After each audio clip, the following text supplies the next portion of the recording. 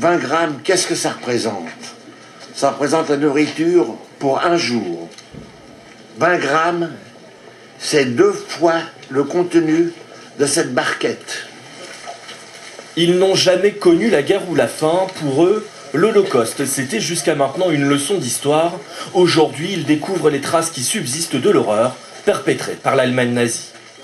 Cette opération génocidaire alors a été décidée, ordonnée d'une façon administrative, officielle, lors de cette conférence, et portait le cryptogramme, la solution finale.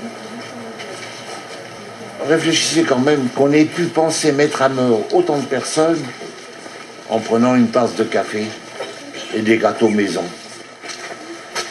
Auschwitz, c'est aujourd'hui un musée.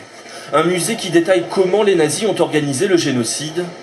Ici, la mort des hommes, c'était une industrie et tout était bon pour en tirer profit. Les cheveux servaient de matière première dans la production d'un tissu que l'on appelle toile de crin. Personne n'est mort à Auschwitz. Tout le monde a été assassiné. Personne n'est mort. On est mort quand on a attrapé un coup de grippe, on est mort quand on a attrapé...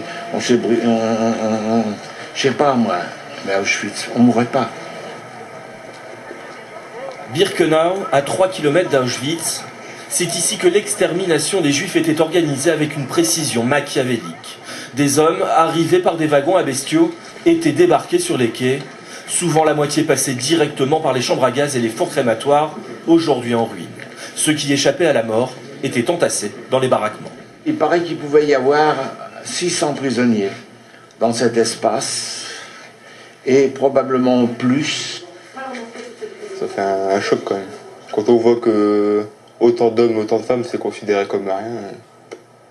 Ça nous prend vraiment sur le cœur. Je suis vraiment assez... je dirais bouleversé. Je pensais pas en venant ici que j'allais être vraiment comme ça. Au moment où on m'a tatoué, j'ai demandé au tatoueur qui parlait français. Je lui ai dit, mais non, il y a une drôle d'odeur ici. Mais dans le fond, on voyait des fumées qui montaient.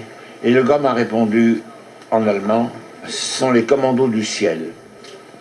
Et j'ai appris très rapidement que c'était la formule pour désigner les gens qui avaient été assassinés et qui étaient en train de brûler.